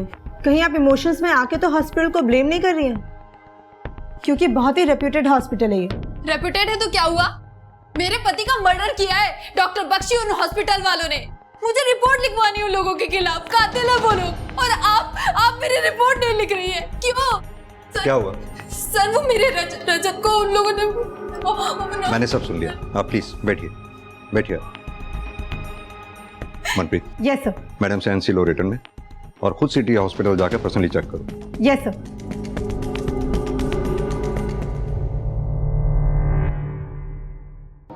मैम, रजत को बचाने के लिए हम जो कुछ कर सकते थे हमने वो सब कुछ किया, पर वो नहीं बच पाया। कैंसर तो आपको पता है कितनी अनप्रेडिक्टेबल सी बीमारी है, न जाने कब क्या हो जाए। झूठ बोल रहे हैं आप। ये रजत को कैंसर ने नहीं मारा, बल्कि आपने और आपके हॉस्पिटल ने मारा है। मैं ना आपको छोड़ो, बाहर जाइए आप, प्लीज बाहर जाइए, लेके जाओ इन्हें। झूठ बोल रहे हैं ये। रजत को बचाने का वादा किया था इन लोगों ने। मैं छोड़ूंगी नहीं, मैं किसी को नहीं छोड़ूंगी। मैं किसी को भी नहीं छोड़ूंगी। देखिए रजत ना तो पहला ऐसा पेशेंट है जिसकी डेथ मेरे हॉस्पिटल में हुई है, और ना ही पूर्वी कोई पहली ऐसी रिलेटिव है जो इस तरह से हंगामा कर रही है। हाँ, रजत की मौत पे मुझे भी डाउट है। डाउट है? पूर्वी मुझसे पैसे मांग रही है। रजत की मौत के हर जाने के तौर पर। डॉक्टर बख्शी, मेरे पास जितने भी पैसे थे वो सब रजत के इलाज में खर्च हो गए। मेरे पास कुछ भी नहीं है, मैं अपने खर्चे कैसे उठाऊं? आपको तो कंपनसेशन देना ही होगा, चाहे ऐसे या वैसे। जिस टाइम रजत की डेथ हुई ठीक उससे लगभग आधा घंटा पहले मेरे डॉक्टर्स ने राउंड किया। रजत वॉज परफेक्टली फाइन। उसके आधे घंटे के अंदर अंदर न जाने ऐसा क्या हुआ कि रजत की डेथ हो गई। पर उस टाइम पूर्वी अकेली थी मैम रजत के साथ रूम में। इंटरेस्टिंग। पता है मनप्रीत, पैसा आदमी से कुछ भी करवा सकता है, तो फिर ये पूर्वी क्या चीज है? इसका बैकग्राउंड चेक करो। Yes sir. और वो हॉस्पिटल में कुछ सस्पिशियस मिला क्या? सर हॉस्पिटल में तो कुछ सस्पिशियस नहीं मिला, लेकिन डॉक्टर बख्शी वो शायद जितना अच्छा खुद को दिखाते हैं उतने अच्छे वो है नहीं। अगर तुम्हें लगता है कि डॉक्टर बख्शी के साथ कुछ गड़बड़ है तो डॉक्टर बख्शी और हॉस्पिटल दोनों को इन्वेस्टिगेट करो। Yes sir.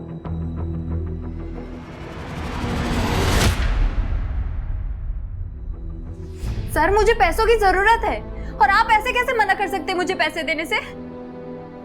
हेलो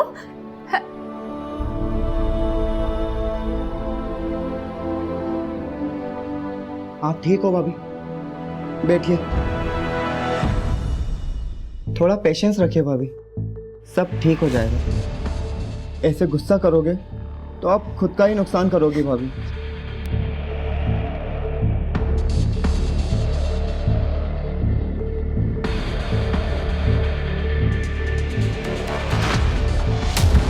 मुझे पता है मुझे क्या करना है। तुम ना ज्यादा सिंपैथी मत दिखाया करो और मुझसे दूर से बात किया करो। बार बार यहाँ मत आया करो, चले जाओ यहाँ से।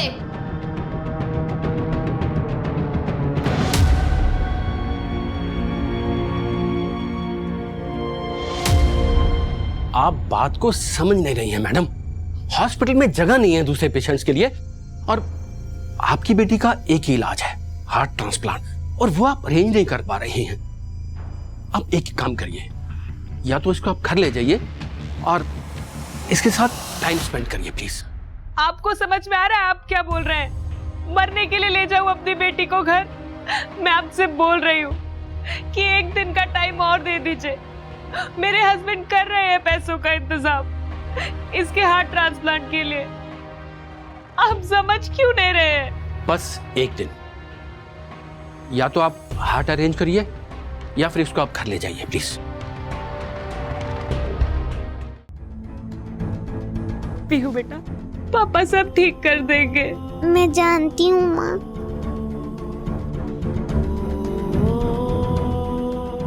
मेरा बच्चा। ज्ञान के मर्डर केस में हमारे पास एक ही सस्पेक्ट है, वो ढाबे वाला वीरू, जिसका झगड़ा हुआ था ज्ञान के साथ। ओए जितना दे दिया उसी में तसल्ली कर। अरे पर भाई जी रुको। ओए हट। बाकी पुलिस स्टेशन से कुछ पता चला? हाँ सर, हाईवे पे हो रही लूटपाट की गैंग के बारे में पता किया। गैंग के बारे में क्या पता चला? सर गैंग के बारे में कुछ खास पता नहीं चला, लेकिन पिछले 1-2 सालों में कई पुलिस स्टेशन में ज्ञान जैसे ही सिमिलर मर्डर केसेस रिपोर्ट हुए हैं, जिनमें से ज्यादातर विक्टिम की पहचान नहीं हो पाई है सर। और जिन 1-2 विक्टिम की पहचान हुई भी थी, उनके केस को रैंडम लूटपाट की केस की तरह इन्वेस्टिगेट किया गया। अगर ये ढाबे वाला वीरू उस ज्ञान को नहीं पहचानता और उस लाल सूट वाली औरत के बारे में हमें नहीं बताता, तो हम भी शायद इस केस को एक रैंडम केस की तरह ट्रीट कर रहे होते। सर अब क्या करें? पहले तो हमें यह पता करना है कि ये वीरू सच बोल रहा है या सिर्फ हमें बहका रहा है। तुम ऐसा करो, बाकी के पुलिस स्टेशन से जो भी सिमिलर केस रिपोर्ट हुए हैं उनकी डिटेल मंगवाओ और उसे आपस में टैली करो। देखो कोई लीड मिलती है या नहीं। जी सर।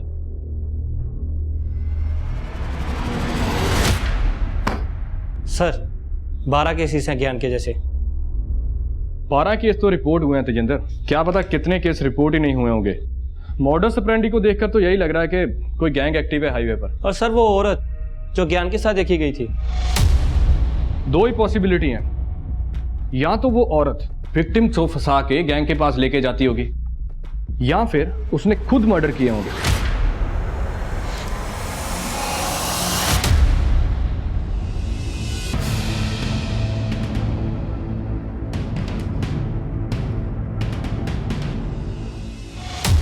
सर 8 विक्टिम्स की पोस्टमार्टम रिपोर्ट स्टडी कर रहा था, लेकिन उसमें भी कुछ खास मिला नहीं था इन्वेस्टिगेटिव टीम्स को। सर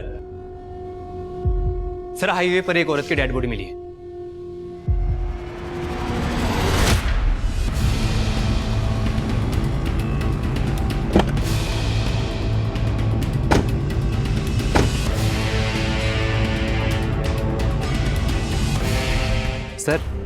लाल सूट।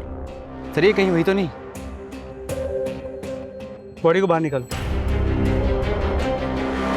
बॉडी को सबसे पहले तुमने देखा था? जी सर, मैं बस यहाँ से जा रहा था तो मेरी नज़र पड़ी सर।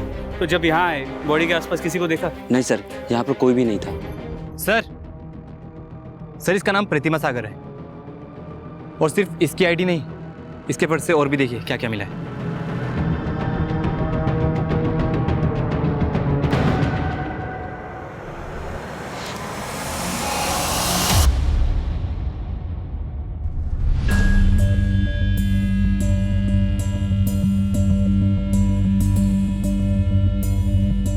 सुनो, यहाँ ये प्रतिमा सागर यहीं रहती है? जी, प्रतिमा सागर यहीं रहती हैं, लेकिन काफी दिन से दिखाई नहीं दी। तो इसकी फैमिली में कोई नहीं है? अरे सर फ्री है सर, कोई होता भी तो वो भी साथ छोड़ के चला जाता। ऐसा क्यों? अरे सर साइको है, कब आती कब जाती है इसका कोई पता ही नहीं लगता, किसी से बनती ही नहीं है इसकी। अगर गलती से कोई इससे बात भी कर लेना तो खाम भड़क जाती है। ऐसी औरत से कौन कांटेक्ट रखना चाहेगा, ना घर वाले ना बाहर वाले। तो ठीक है।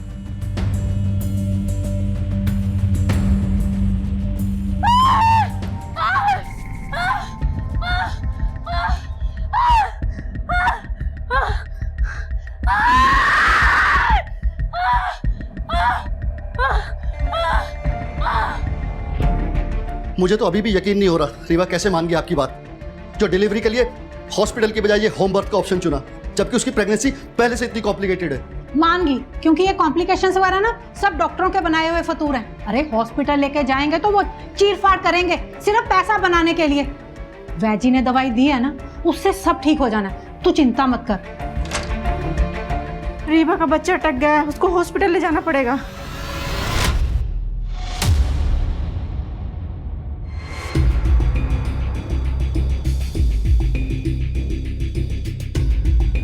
We want justice. We want justice. We want justice. We want justice. We want justice. We want justice. अरे हटिए, हटिए, प्लीज प्लीज प्लीज प्लीज हटिए, स्कूटी स्ट्रेचर लाओ please. We want justice. We want justice.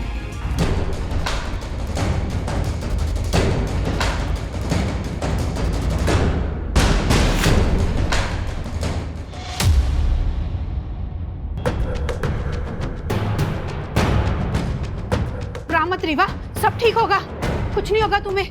हम hospital में है ना, हौसला रख, सब ठीक होगा रीवा।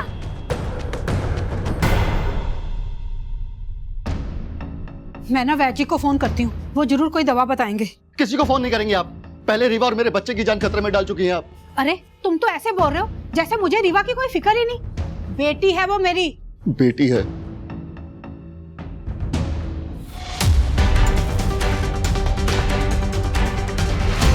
ये रहे तुम्हारे पैसे। लेट कर दिया तुमने, अब कुछ नहीं हो सकता। डैडी जी गुजर गए। कुछ नहीं हो सकता मतलब? अब तो तुम्हारे ससुर मर गए ना, अब तो इजी हो जाएगा। नहीं हो पाएगा, डेथ हार्ट फेल होने से हुई है, और तुम्हें तो हार्ट ही चाहिए था ना। परी मेरी सो रही है, पीहू मेरी सो रही है, परी रानी आएगी, पीहू को खिलाएगी, पीहू खुश हो जाएगी। मम्मा मम्मा चिल्लाएगी, मम्मा मम्मा चिल्लाएगी, पापा पापा चिल्लाएगी, पीहू खुश हो जाएगी, पीहू मेरी सो रही है, परी। हाँ? पीहू को क्या हो गया? ये सांस नहीं ले रही है। पीहू पीहू बेटा आंखें खोलो।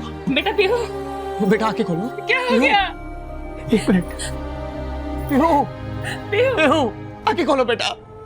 पीहू पीहू आंखें खोलो।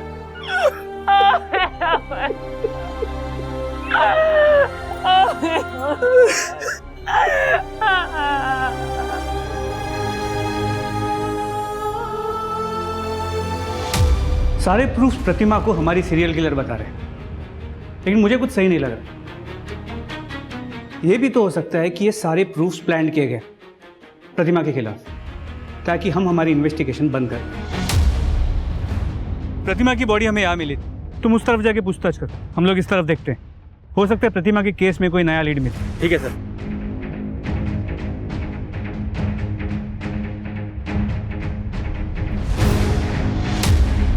इसको, हाँ साहब, इस औरत ने मेरी दुकान से पानी खरीदा था। भैया एक पानी की बोतल देना, थोड़ा जल्दी दे दो।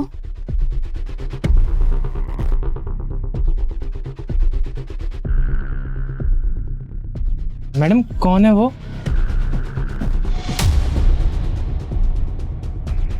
कोई नहीं।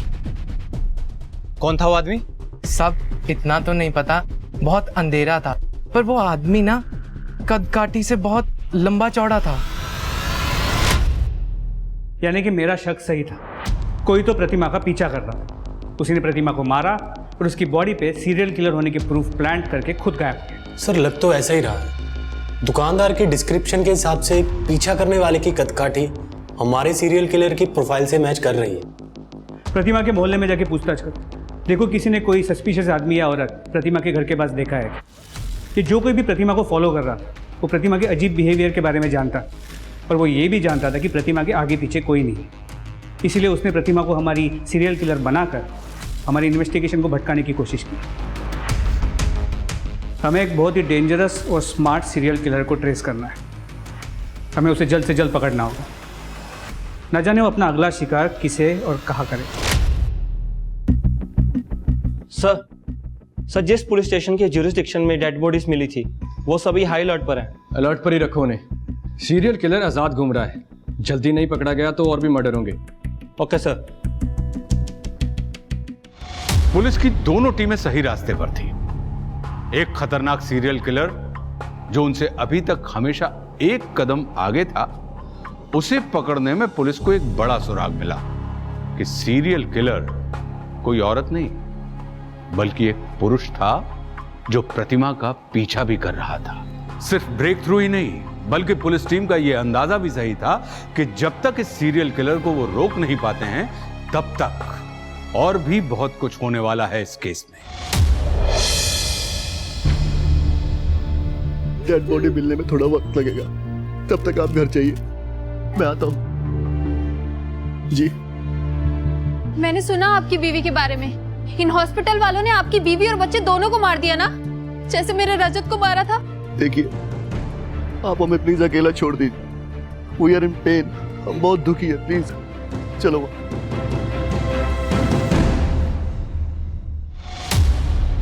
अच्छा ही हुआ रजत को अपनी जिंदगी से मुक्ति मिल गई। पूर्वी उसके साथ रह के भुगती तो रही थी, कम से कम वो अपनी मर्जी से अपनी जिंदगी जी तो सकती। अपनी मर्जी से मतलब? अरे मैम, मरने वाले के बारे में मैं आपको क्या बताऊं। रजत को कैंसर होने से पहले ही उसने अपने भाई विशाल को अपनी मम्मी पापा के घर भेज दिया था। अब रजत के मरने के बाद वो जब चाहे अपनी मर्जी से आता जाता है। मुझे तो ये लगता है विशाल और पूर्वी के बीच कुछ। सिटी हॉस्पिटल के रिकॉर्ड में एक चीज बहुत ऑड है। क्या? शहर के बड़े बड़े और फेमस हॉस्पिटल्स में भी इतने ऑर्गन ट्रांसप्लांट नहीं हो रहे हैं जितने इस सिटी हॉस्पिटल में हो रहे हैं। इनफैक्ट पूर्वी के हस्बैंड रजत, उसके भी ऑर्गन ट्रांसप्लांट वही हुए थे। और सर पूर्वी, उसके बारे में हमें ये पता चला है। ये देखिए, ये तो रजत के इंश्योरेंस के पेपर है। बिल्कुल। और आप रजत की इंश्योरेंस को क्लेम करना चाहती हैं, वो भी जल्द से जल्द। हाँ तो इसमें गलत क्या है? मेरे पति के नाम पे इंश्योरेंस था और अब उसकी डेथ हो गई है, क्लेम नहीं करूंगी तो क्या करूंगी? गलत? इसमें कोई गलत नहीं है, बल्कि आपके और आपके देवर विशाल के बीच में जो भी कुछ चल रहा है, क्या वो सही है? क्या चल रहा है मेरे और विशाल के बीच में? कहना क्या चाहते हैं आप? यही कि आपके और विशाल के बीच में जो कुछ भी चल रहा था, इसी वजह से रजत ने विशाल को उसके माँ बाप के पास भेज दिया था, क्योंकि उसे शक था। बकवास कर रहे हैं आप। ये रजत ने विशाल को यहाँ पर सिर्फ पढ़ाई करने के लिए बुलाया था, मगर वो यहाँ आकर कुछ ज्यादा ही बिगड़ गया था। मेरे साथ फ्रेंडली होने की कोशिश कर रहा था, इसलिए मैंने रजत को बोला था विशाल को वापस मम्मी पापा के पास भेजने के लिए। और ये डॉक्टर बख्शी से कॉम्पनसेशन के लिए ब्लैकमेलिंग कर रहा है। मैंने कोई ब्लैकमेलिंग नहीं की है सर, मैंने सिर्फ उनसे ये कहा था कि उन्हें रजत की मौत का हर्जाना भरना पड़ेगा। और डॉक्टर बख्शी इस बात का बतंगड़ बना रहे और कुछ नहीं कर रहे सर। मुझे तो इस बात का विश्वास नहीं होता सर कि जो लोग मेरे पति की मौत के जिम्मेदार है अब उनकी बात पे भरोसा कर रहे हैं। पूर्वी जी, हमें आपके बारे में कुछ बातें पता चली थी तो हमने आपसे पूछताछ की। हमें डॉक्टर बख्शी और उनके हॉस्पिटल के बारे में कुछ बातें पता चली हैं, उनसे भी पूछताछ करेंगे। मेरा बेटा 29 साल का था। आज तक अपेंडिक्स के अलावा उसे कभी हेल्थ प्रॉब्लम नहीं हुई और उसी के लिए हम सिटी हॉस्पिटल में उसको लेकर गए थे, मगर वो जिंदा वापस ना आ सका। क्या आपने अपने बेटे के ऑर्गन्स डोनेट करने के लिए कुछ पेपर्स पे साइन किया था? मैम, इलाज के दौरान उन्होंने हमसे इतने पेपर साइन करवाए, हो सकता है बीच में कोई ऐसा पेपर रख दिया हो। हमें इसके बारे में कुछ मालूम नहीं है।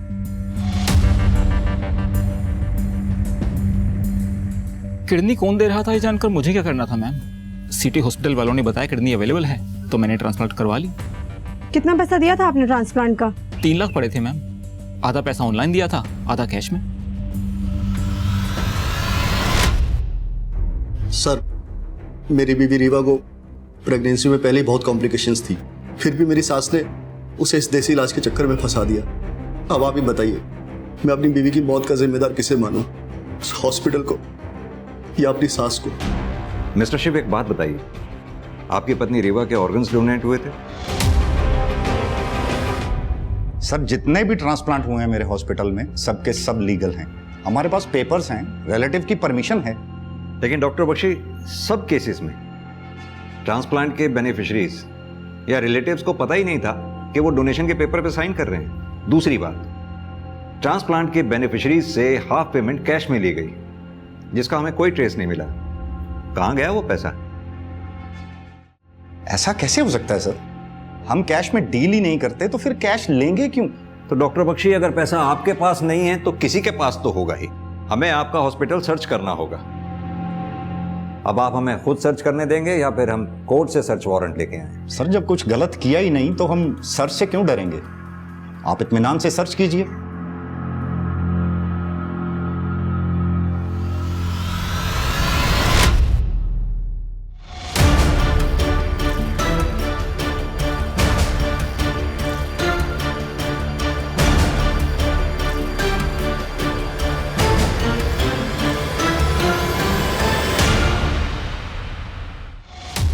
हाँ तो राधा कुमारी जी, हॉस्पिटल के ऑर्गन डोनेशन ट्रांसप्लांट के सारे गड़बड़ केसेस तुम ही हैंडल करती हो, क्यों और कैसे?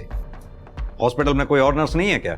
सर, मेरा यकीन कीजिए, मैंने किसी को कुछ नहीं किया। मैं तो सिर्फ ऑर्गन डोनेशन के पेपर पर रिश्तेदारों की सिग्नेचर लेती थी। धोखे से? ये सारा उसका आइडिया था।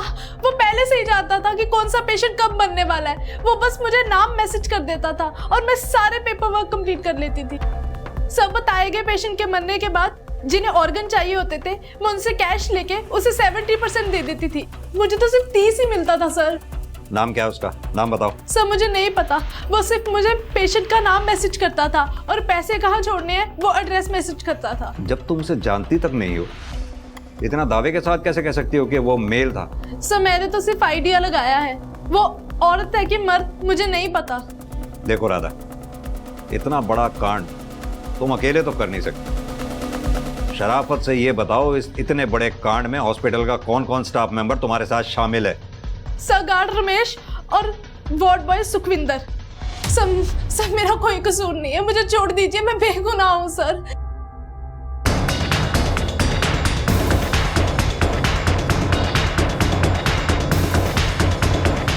सर, राधा के दिए हुए सारे नंबर्स बंद आ रहे हैं और सर गार्ड और वार्ड बॉय से भी कुछ नया पता नहीं चला। मनप्रीत, हैरानी की बात है, जितने भी पेशेंट्स ऑर्गन डोनेशन रैकेट का शिकार हुए हैं, सब में एक चीज कॉमन है, सबकी मौत हार्ट अटैक से हुई है। हाँ सर, मेरा तो ध्यान ही नहीं गया इस बात पर। और इतना ही नहीं, ये सभी पेशेंट्स के केसेस को जब मैंने गहराई से स्टडी किया तो एक चीज और कॉमन पाई। इन सभी पेशेंट का कभी ना कभी एक आयुर्वेदिक डॉक्टर दीप राणा से कनेक्शन रहा है। इन सभी पेशेंट्स का दीप राणा से कनेक्शन होना महज इत्तेफाक नहीं हो सकता, कहीं तो कोई गहरा राज छिपा है। देखिए, आपका कैंसर लाइलाज है। अगर फिर भी कोई डॉक्टर आपको ये कहता है कि वो आपको यहाँ से ठीक कर सकता है तो इसका सीधा मतलब ये है कि वो आपसे झूठ बोल रहा है और आपसे पैसे ऐंठना चाहता है। इसलिए मेरी आपको यही सलाह होगी कि आप अपने बेटे के साथ अपने घर जाएं। आप अपनी जिंदगी के आखिरी कुछ दिन अपने परिवार वालों के साथ शांति से बिताएं। बेटा, ये स्वर्ण अमृत मैं तुम्हें दे रहा हूं, जब जब दर्द हो देते रहना। सर, पिछले 3 सालों से प्रैक्टिस कर रहा है डॉक्टर, लेकिन इससे पहले कहाँ था, क्या कर रहा था, इसकी कोई इन्फॉर्मेशन नहीं। और उसकी डिग्री? डिग्री जेन्युइन है सर, लेकिन एक चीज़ बहुत स्ट्रेंज है इसके बारे में। इसकी फैमिली लाइफ के बारे में किसी को कुछ नहीं पता। इसके माँ बाप, इसके बीवी बच्चे, इसकी कोई इन्फॉर्मेशन नहीं।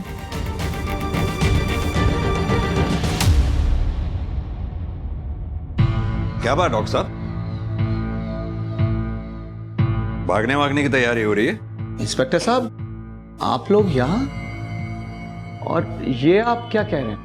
आई होप कि आपने सुना होगा कि सिटी हॉस्पिटल में कई सारे पेशेंट्स की मौत हार्ट अटैक से हो गई, और तो और उनके ऑर्गन्स भी डोनेट धोखे से करवाए गए।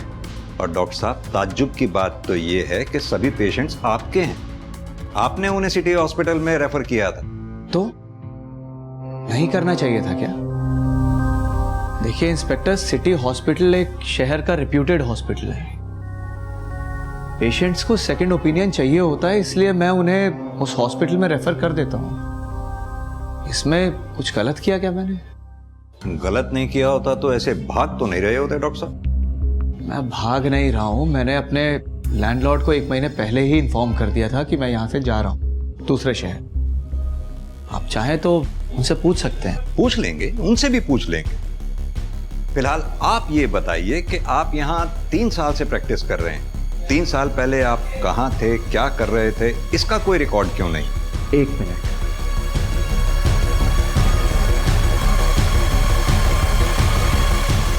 ये देख लीजिए आप देख लीजिए मैं कब कहाँ किस किस शहर में रहा और क्या कर रहा था, वो सब डिटेल है इसमें।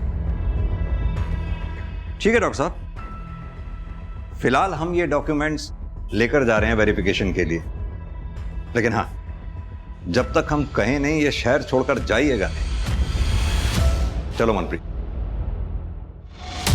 काफी दिलेर है सर, एक बार भी नहीं घबराया और हर सवाल का बिल्कुल परफेक्ट जवाब रेडी था, वो भी पहले से।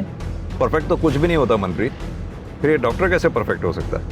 एक काम करो मनप्रीत, डॉक्टर की फोटोग्राफ आसपास के पुलिस स्टेशन में सर्कुलेट करवाओ।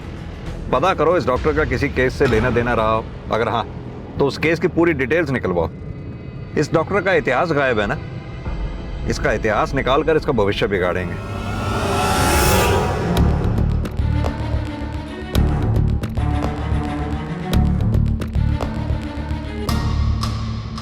सर, हम उस सीरियल किलर को कभी ढूंढ नहीं पाए। हमने अपनी पूरी कोशिश की। उस सीरियल किलर ने अपनी एक विक्टिम प्रतिमा को सीरियल किलर बनाकर हमारे सामने प्रोजेक्ट करने की कोशिश भी की। अपने प्रतिमा के एक पड़ोसी से उस किलर की आधी अधूरी स्केच बनवाई थी। सर ये देख।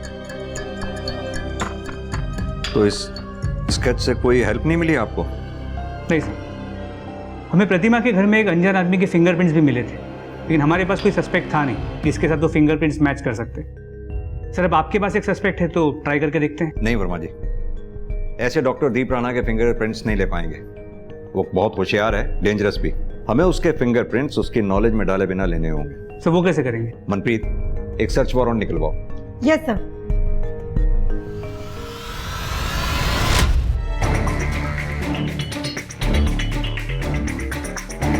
आप इंस्पेक्टर साहब अपना टाइम वेस्ट कर रहे हैं।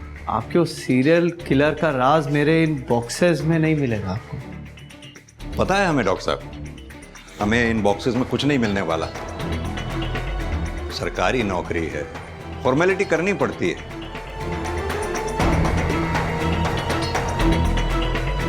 चलो भाई, हो गया बस।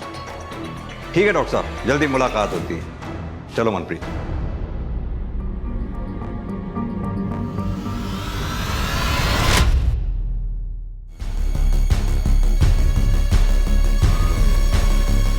फिंगरप्रिंट मैच हो गए तो हमारा सस्पेक्ट दीप राणा ही है। It's a math sir.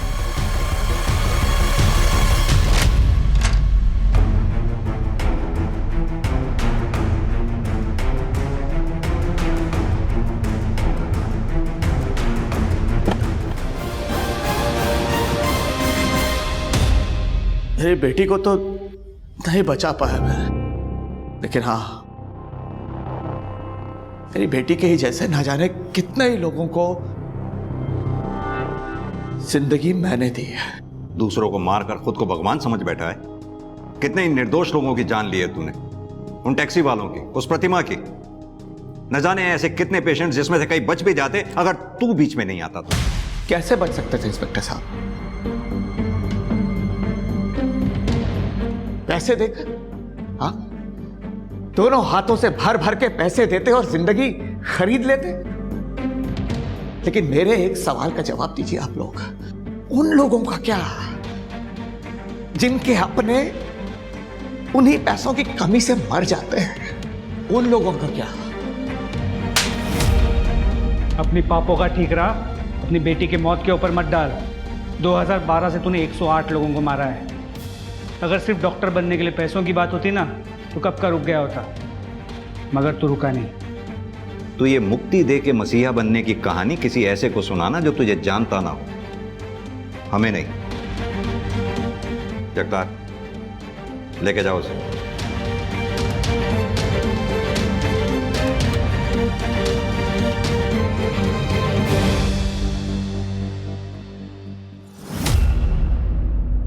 एक डॉक्टर जो अपने हुनर से लोगों की जान बचा सकता है, जिसे हम ईश्वर का दर्जा देते हैं, उसने अपने हुनर का इस्तेमाल करते हुए अपने ही मरीजों की जान ले ली।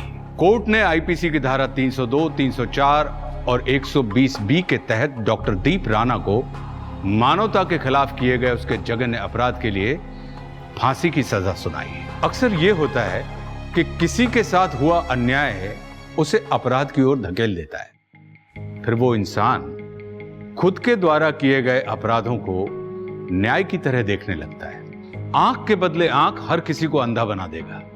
यह केस इस बात का सबसे बड़ा प्रमाण है। इतने सारे पीड़ित थे इस केस में क्योंकि एक आदमी को लगा कि ये उसकी बेटी का बदला है। बदले की भावना हम मन में रखकर सालों साल अपने जख्मों को खुद कुरेदते रहते हैं। ऐसे जख्म जो वक्त की मरहम से ठीक हो जाने थे, बदले की इच्छा से वो जख्म बार बार उभर कर सामने आने लगते हैं। बदला कभी भी किसी गलत को सही नहीं कर सकता है। इस बात को जो जितने जल्दी समझ लेता है उसकी जिंदगी उतनी ही आसान हो जाती है। अब मैं आशुतोष राणा विदा लेता हूं आपसे। मैं फिर मिलूंगा आपसे एक ऐसी ही कहानी के साथ जो आपको रखेगी सतर्क और जिंदगी को सुरक्षित। तब तक अपना और अपनों का ख्याल रखिए और देखते रहिए क्राइम पेट्रोल सतर्क। जय हिंद। क्राइम पेट्रोल के और भी दिलचस्प कहानी देखने के लिए हमारे चैनल को सब्सक्राइब करें और बेल आइकॉन दबाना न भूलें।